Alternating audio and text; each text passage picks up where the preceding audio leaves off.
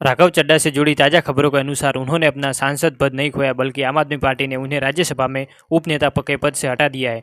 आज 2 अप्रैल 2026 की महत्वपूर्ण जानकारी के अनुसार आम आदमी पार्टी के राज्यसभा सचिवालय को पत्र लिखकर राघव चड्ढा को उच्च सदन में पार्टी के उपनेता के पद से हटाने की सूचना दी है। उनकी जगह अब Ashok Mittal, lovely professional university के संस्थापक और राज्यसभा सांसद को राज्यसभा में आप का नया उपनेता नियुक्त किया गया है। पार्टी ने सचिवालय से यह भी अनुरोध किया है कि राघव चड्ढा को पार्टी के कोटे से राज्यसभा में बोलने के लिए समय आवंटित न किया जाए।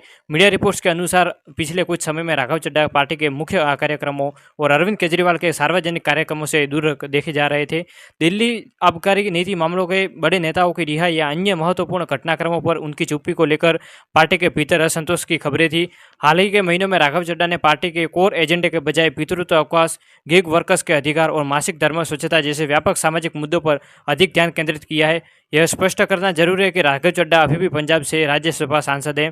पार्टी ने केवल उनका संगठनात्मक पद बदला है। अशोक मित्तल ने इस बदलाव को एक असामान्य प्रक्रिया बताया, जबकि राजनीतिक विश्लेषक इसे पार्टी के भीतर उनके घटते प्रभाव के रूप से देखे जा रहे हैं।